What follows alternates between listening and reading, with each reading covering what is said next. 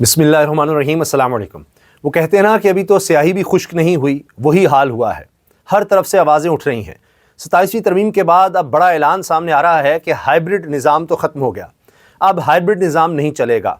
तो फिर क्या होगा? दो ही सूरतें हैं, इसके बारे में बात हो रही है। इसके अलावा आलमी सतह पर भी अब आवाज़ें उठना शुरू हो गई हैं और आलमी सतह के ऑब्जर्वर्स ये बात कर रहे हैं कि IMF जो कुछ कह रहा था कि यहाँ पर करप्शन का खात्मा होना चाहिए, यहाँ पर स्ट्रॉन्ग अदलिया होनी चाहिए, इंडिपेंडेंट होनी चाहिए, अब वहाँ भी मसाइल आएंगे। आलमी इदारे भी पाकिस्तान को ज़रा और ज़्यादा सख्ती से देखेंगे कि यहाँ तो उल्टा चल रहा है सब काम, यहाँ तो रूल ऑफ लॉ नहीं है, अदलिया की आज़ादी नहीं है, वो ख़त्म हो गई। इन इस्तीफ़ों की गूंज अब आलमी सतह पर होगी जो आ रहे हैं। अब इसी में आप एक और इनकार शामिल कर लीजिए। मुसर्रत हिलाली साहिबा ने आइनी अदालत में जाने से इनकार कर दिया है और उन्होंने वजह ये बताई है कि उनकी सेहत ठीक नहीं है। इनको पहले भी हार्ट का इशू रहा है, फिर भी मसाइल हुए हैं, ब्लड प्रेशर के भी।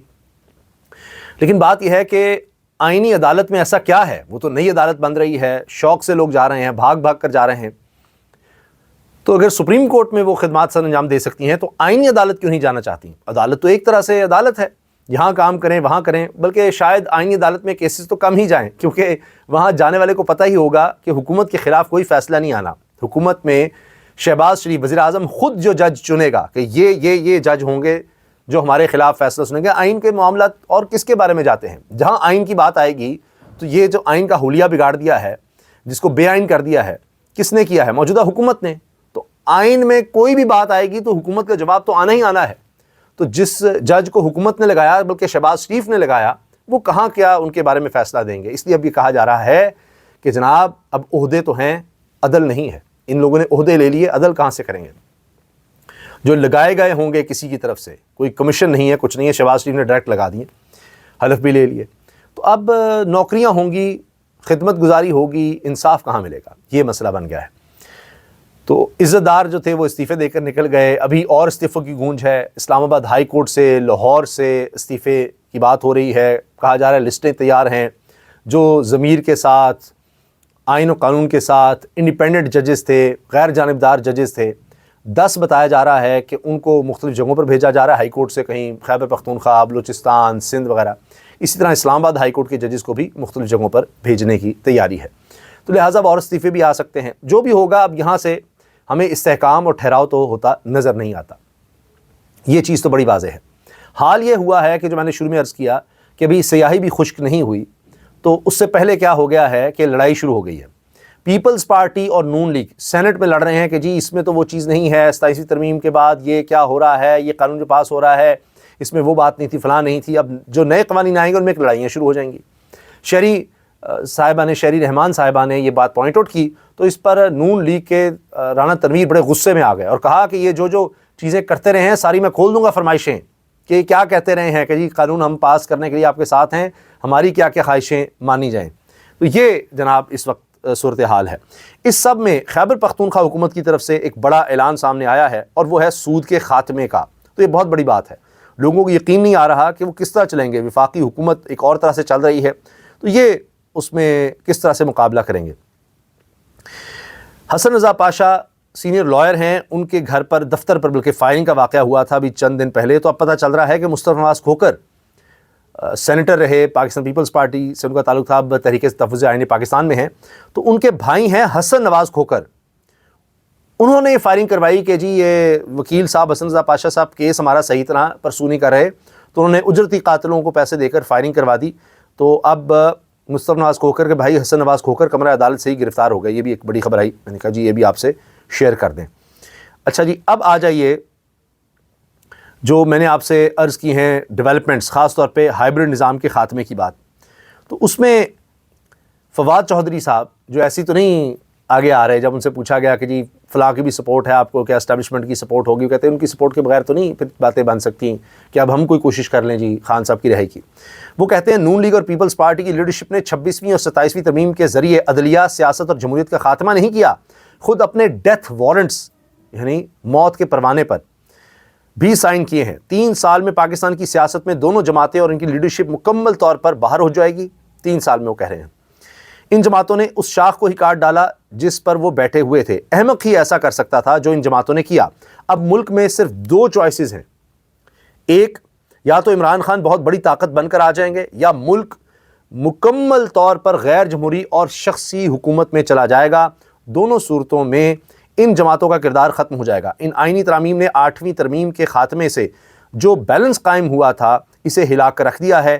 ہائبرڈ نظام اب نہیں چل سکتا۔ تو ہائبرڈ نظام کا خاتمہ فواد چودھری تو بتا رہے ہیں، دو صورتیں ہیں، یا تو شخصی یہاں پر سارا قانون ہوگا، پارٹیز تو نہیں نظر آ رہی، یا دوسرا یہ ہے کہ پھر عمران خان کی پارٹی تحریک انصاف کہیں نہ کہیں جا کر پھر ایک بہت بڑی پارٹی بن کر یا دو تحریک سے پھر آ جائے گی۔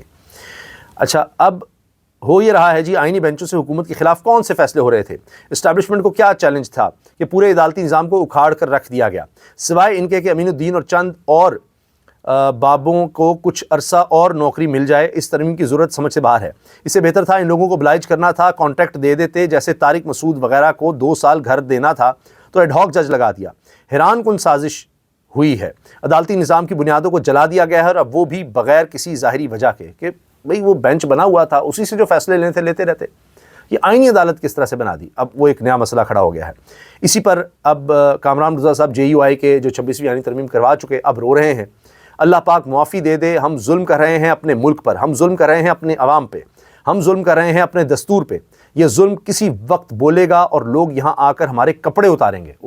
اتنی خطرناک بات کر رہے ہیں۔ وزیر اعلیٰ سہیل آفریدی نے پہلے کابینہ اجلاس میں خیبر پختونخوا میں سود کے خاتمے کا اعلان کر دیا ہے جی۔ پہلے کابینہ اجلاس میں ہی انہوں نے یہ اعلان کر دیا ہے اور کہا ہے جی، مزمل اسلم سود کے نظام کے خاتمے کے لیے پالیسی بنا رہے ہیں۔ سود کا اللہ اور اس کے رسول صلی اللہ علیہ وسلم کے خلاف جنگ کے مترادف ہے سود کرنا۔ یہ تو ہمارا بڑا واضح دین میں اس کا درس ہے کہ یہ اللہ رسول سے جنگ ہے۔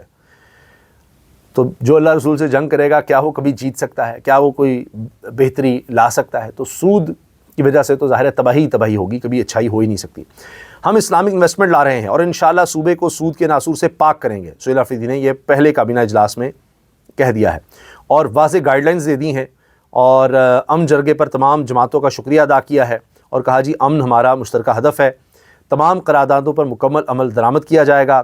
پھر انہوں نے جناب 9 مئی حملے کی تحقیقات کے لیے انکوائری کمیشن بھی قائم کر دیا ہے، CCTV فوٹیجز میں دیکھی جائیں گی۔ اسلامک انویسٹمنٹ متعارف کروا رہے ہیں، کہا کہ جی چیئرمین عمران خان اور ان کی اہلیہ بشرا بی بی کے ساتھ جیل میں ناروا سلوک ہو رہا ہے۔ 4.5 کروڑ عوام کے منتخب وزیر اعلیٰ کو اپنے بانی چیئرمین سے ملاقات کی اجازت نہیں دی جا رہی، اور کہا جی پالیسی گائیڈ لائنز میں خان صاحب سے لینا چاہتا ہوں، اور حکومت کے تمام تر اقدامات و اصلاحات منتخب نمائندوں کی مشاورت سے کی جائیں گی، اور خان صاحب کے ویژن کے مطابق کرپشن کے خلاف زیرو ٹالرنس پالیسی میں سختی لائی جائے گی۔ یہ زبردست ہے، حکومتی فنڈز پر کسی کو بھی ذاتی تشہیر کی اجازت نہیں ہوگی۔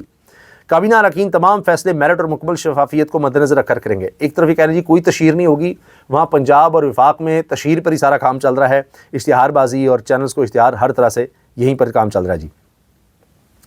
اور پھر صرف قانون وہ بنے گا جو عوامی مفاد میں ہوگا، اس کے منافی جتنے بھی قانون ہیں ان کو ہم ختم کریں گے، یہ بات ہو رہی ہے جی۔ 27ویں ترمیم پڑھ کر لوگ آتے نہیں ہیں، ممبران میں ان سے پوچھ لیں کہ کون پڑھ کر آیا ہے، اور ایسے ہی یہ پاس کروا دی گئی۔ سینیٹر طاؤر رحمان یہ پھٹ پڑے ہیں جی ایوان میں۔ اچھا یہ دیکھیں بڑی دلچسپ بات ہے، پریس ریلیز آ گئی ہے کہ جی فل کورٹ اجلاس ہوا۔ فل کورٹ اجلاس کیا ہوا؟ 6 ججز سپریم کورٹ میں تھے ہی نہیں، وہ پہلے ہی چلے گئے تھے۔ تو یحییٰ خان صاحب نے کہا جی فل کورٹ، جس میں سارے ججز تھے، سارے ججز کہاں تھے؟ تو اعلامیہ ہی جاری کر دیا۔ تو جناب اصل صورتحال یہ ہے کہ فل کورٹ اجلاس سرے سے ہوا ہی نہیں، اکثر ججز تو پہلے ہی اپنے گھروں کو جا چکے تھے۔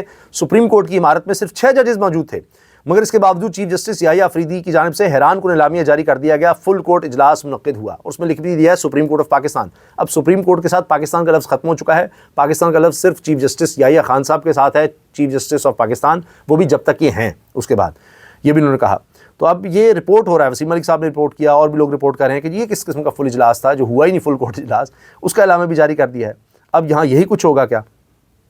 تو اس کو بھی دیکھنا ہوگا کہ کس طرح سے چیزوں کو چلانے کی کوشش ہو رہی ہے، ہو کیا رہا ہے۔ یہ میں آپ کو سنوا دیتا ہوں جی۔ نون لیگ اور پیپلز پارٹی 27ویں ترمیم پر آپس میں آمنے سامنے آ گئے ہیں۔ جو بل پہلے آیا تھا اور جو اب آیا ہے اس میں بہت فرق ہے، شہری رحمان نے کہا۔ رانا تنویر نون لیگ کے بولے یہ اس طرح بات نہ کرے ورنہ میں سب بتا دوں گا کہ یہ ہمیں کیا سفارشیں کرتے ہیں۔ یہ سنیے گا، لڑائی ہو گئی جی وہاں، یہ سنیے، یہ سینٹ پہ اوپر جو amendments آئے ہیں اس میں بہت فرق ہے. I would please urge you to stop the passage of this bill because the committee chair کو بھی ان amendments کا نہیں پتا ہے. 40 amendments کمیٹی کے بعد نہیں آتے ہیں سر. یہ کمیٹی کے چیئر ہیں.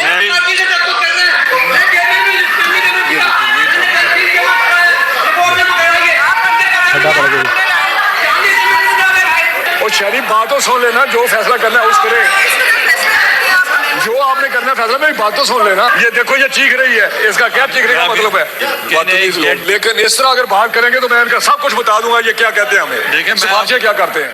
یہ دیکھیں بدتمیزی کر رہے ہیں, یہ سفارشیں کرتے ہیں, یہ بدتمیزی کر رہے ہیں, یہ اس طرح نہ کریں. لیں جی, آخر 27ویں ترمیم پاس کروانے کے بعد اب پیپلز پارٹی کو اجازت مل گئی ہے کہ وزیر اعظم کے خلاف آزاد کشمیر میں وہ تحریک عدم اعتماد لے آئیں اور فوری طور پر جمع کروائی جا رہی ہے. اب یہ نون لیگ کے ہی وزیر اعظم تھے اور نون لیگ اب ساتھ دے رہی ہے پیپلز پارٹی کا. تو یہ یہاں پر ہوتا ہے جی, یہ ہے سیاست یہاں کی. اب آزاد کشمیر میں پیپلز پارٹی حکومت بنائے گی کچھ عرصے کے لیے, آگے پھر اسی طرح سے باریاں لگیں گی, پھر مل جائیں گے. ابھی جی اپوزیشن میں نون لیگ بیٹھ رہی ہے, اپنے ہی وزیر اعظم کو ہٹانے کے لیے پیپلز پارٹی کا ساتھ دیں گے, پھر پیپلز پارٹی کو وزیر اعظم کے طور پر سپورٹ کریں گے جس طرح یہاں وفاقی حکومت کر رہی ہے اور یہاں پیپلز پارٹی سپورٹ کر رہی ہے. اب پیپلز پارٹی کو آزاد کشمیر میں نون لیگ سپورٹ کرے گی, ہوں گے دونوں ایک ہی, اگلی باری کے لیے پھر تیار بیٹھے ہوں گے. تو جو مرضی کر لیں, یہ بات درست ہے کہ یہ اب موجودہ ہائبرڈ نظام کا تو خاتمہ ہو چکا ہے. اب دونوں میں سے ایک ہی بات ہوگی جو فواد چودھری نے کہی ہے. اجازت دیجیے, اللہ حافظ.